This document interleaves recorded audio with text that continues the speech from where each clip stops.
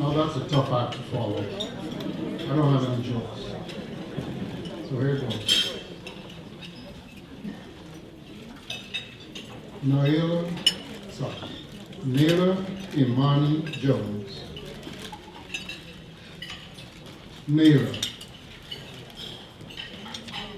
The name Nailah is from Swahili, meaning one who succeeds. I'm going to name my next child Nailah.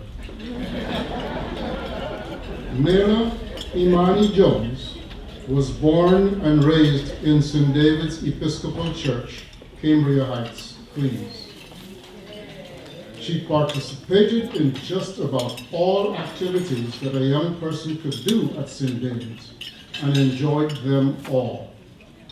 She attended Elmont Memorial High School and in her senior year, 2012, was the first prize scholarship recipient of the Brotherhood of St. Andrew's essay competition.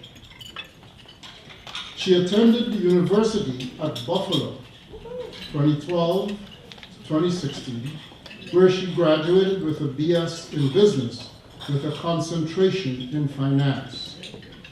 It was her part-time job on her college campus, working in the student services, the athletic division, ensuring athletes were attending classes, being supported, and maintaining good grades, that landed her a job at Hofstra University, Hempstead, Long Island, upon her graduation.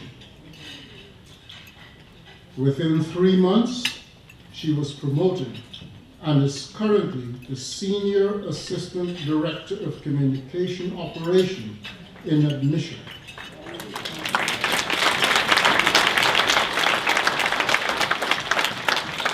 She completed her Master of Science degree in Higher Education, Leadership, and Policy at Hofstra University in 2018. Nailah still enjoys going to church, most of the time, traveling, and just being a young adult. Ladies and gentlemen, I present to you Nailah Imani Jones.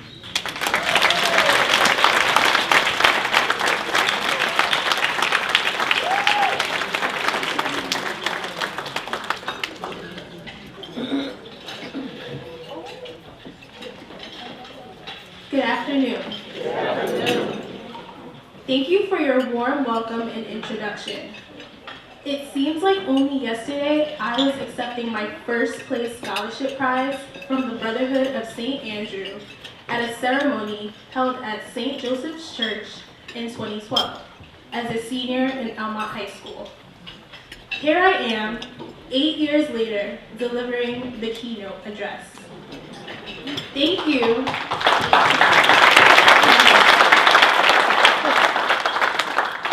Thank you for inviting me and for this opportunity to share thoughts on the theme. Train up a child in the way he should go, and when he is old, he should not depart. Proverbs 22, verse 6. When I was a preschooler, maybe 3 years old, I was taught this prayer. Gentle Jesus, meek and mild, look upon a little child. Every night at bedtime, I would say this prayer. As I grew older, I was taught the Lord's Prayer. If I were to ask you, who taught you your first prayer, what would your answer be? I bet it was your mother, father, grandmother, or someone living in your household at the time. One research looked at the age most adults became Christians and accepted their faith. It was as young as 4 years old to 14 years, and most before they turned 18 years old. There is a window of time that as parents, you are responsible to show your children your faith. One of the ways is by taking your children to church. This came with a lot of stress as well. You had to wake us up on a Sunday morning, only to the groans, complaints, and even crying of us not wanting to go. At times, there were shouting matches and even threats of what would happen if you did not get up and go to church. You ensured that we participated in Sunday school, youth choir, youth group, being an acolyte or liturgical dancer, and even sleepaway camp at Camp the Wolf, all of which I participated in. As children then, we did not realize that these activities were cementing our faith. It's the family and our spiritual community that seems to be the primary mechanisms God uses to grow his kingdom and to grow his people. If we are to teach our children about God, we must begin when they are young.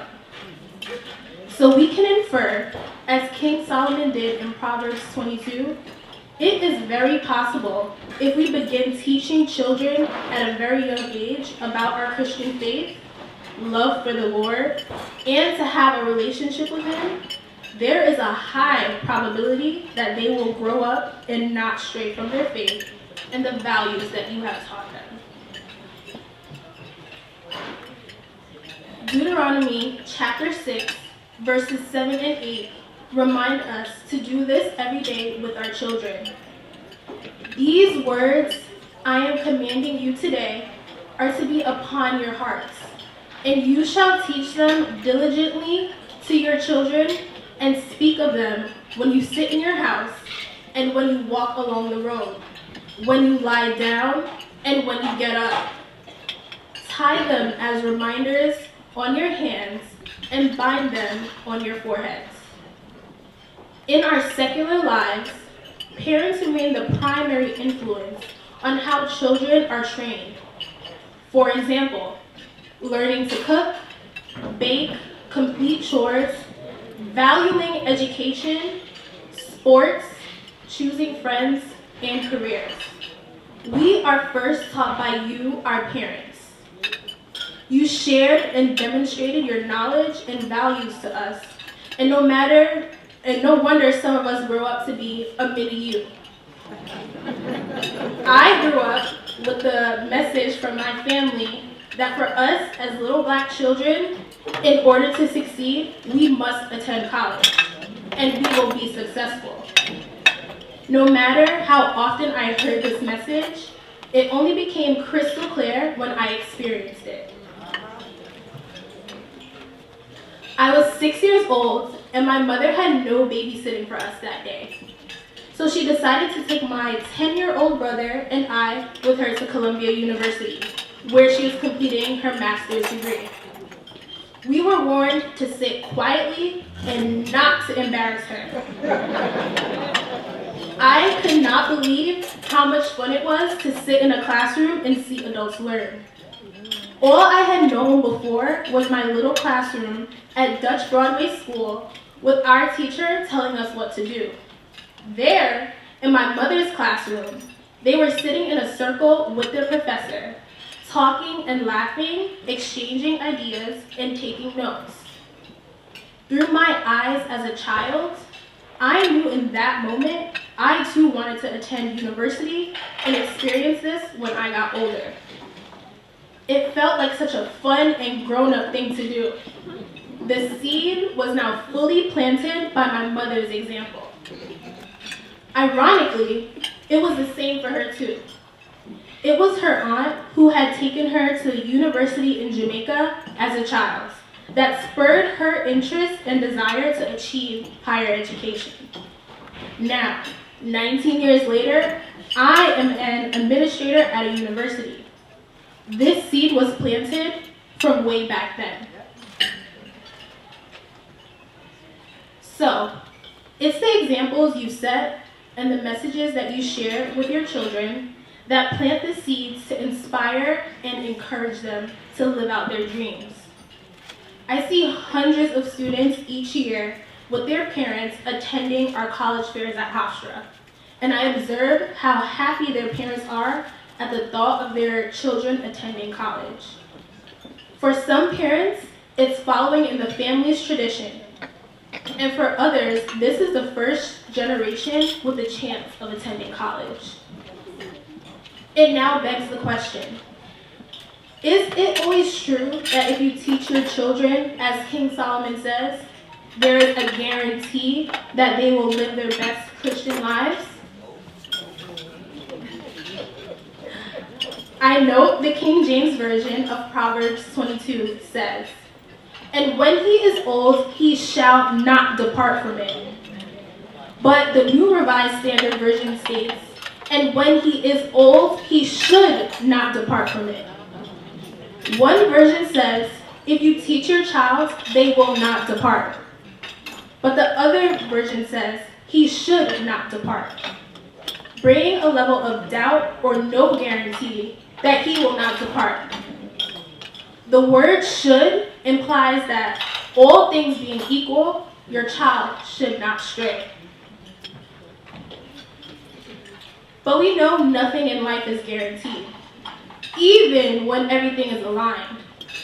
We have instead is faith that leads us to believe if you do your best as parents, by example and prayers, you can leave the rest up to the Lord.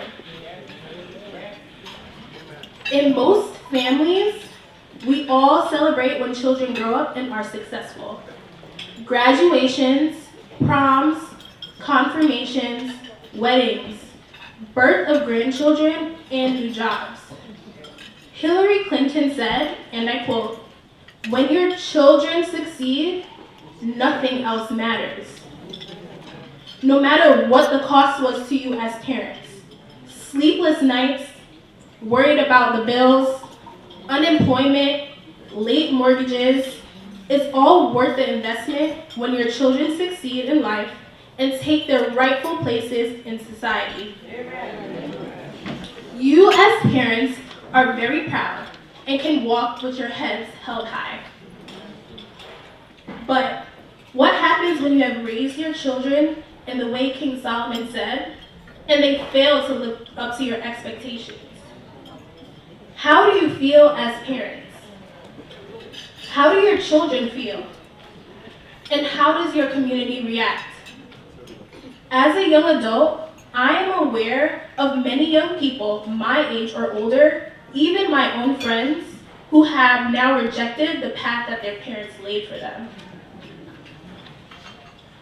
Despite the training and love that they received, it was not enough to keep them from departing from the messages they received as children and teenagers. Some feel that much of the messages they received growing up was to keep them obedient, silent, and submissive to their parents, without voices to express their opinions and thoughts. If they were raised in families of color, especially our African American and Caribbean parents, who were very religious, they were expected to be seen and not heard. It was their parents' way or the highway. So the first thing they did, the minute they could, was to leave for college and not return home. At the University at Buffalo, I met many young people who were raised in very strict religious homes, and when they showed up on campus, they went crazy. They partied hard, skipped classes, used illegal substances, and entered unhealthy relationships. This was their first time experiencing this level of freedom. The training they received growing up was so suffocating, they saw college as a way to escape and detach totally from their families.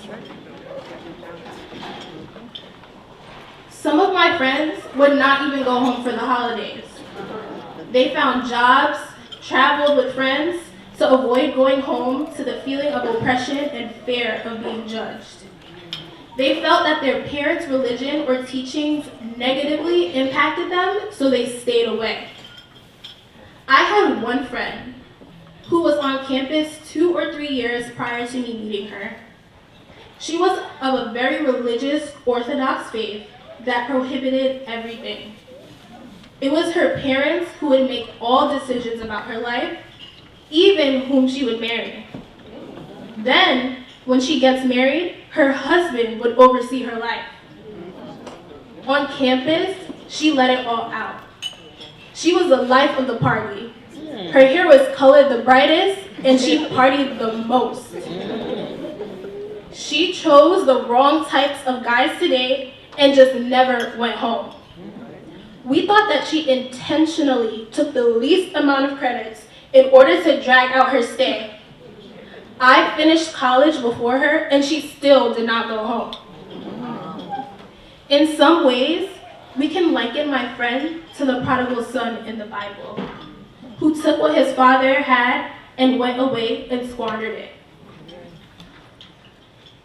On the other hand, we can say that some parents, in their desire to ensure that their children are trained in God's ways, have forgotten that children need to be understood, given space to share their ideas about their own lives, and be guided instead of being dictated to. Even now, as adults, some of our parents are still trying to control us and protect us. Some are so enmeshed in our lives, it will not give us the space to make our own mistakes and grow from them. I guess we will not understand their need to keep on protecting and guiding us until we ourselves become parents. So many parents really need to listen to their children, especially when you have trained them and they are on the right path. And then there are many young adults who were trained in the Word, grew up in our church and communities, seemingly on the right path, and have turned away completely. Some have chosen alternative ways of life, religion-free, or joined new and upcoming communities of beliefs. Others have resorted to lives of crime, substance abuse, and become bitter. Some have strayed by following bad influences, and others have made these lifestyle choices for themselves. It becomes so difficult for many parents whose children are caught in these situations. They feel guilty and ask themselves, where did we go wrong? What did we do that led to this? Why my child? My thought is, as long as there are free choices in life, some will make great choices and others will not. How our communities of faith react when our children or young adults are not living up to their standards can be positive as well as negative. We are embraced and honored when we do well. We become everyone's child and our parents are so happy. However, many young people will tell you that some of the adult members in their churches are some of the most critical people they have ever met. Amen. Let's face it, church members can be downright mean to young people. We feel and we feel it. I ask you to think, weren't you also young ones? Didn't you get in trouble as you were growing up? Didn't you challenge authority? Or were you too afraid to get whooped? The minute the elders in the church do not agree with us, we are given that disapproving look by the twisting up of your faces and mouths, followed by the nonverbal bad eye or look away.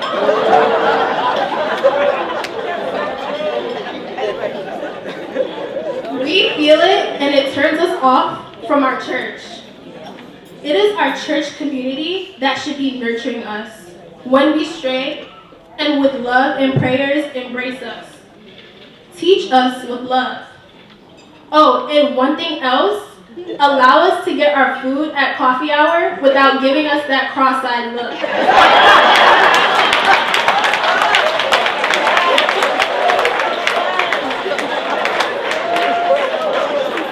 We are a part of the family too.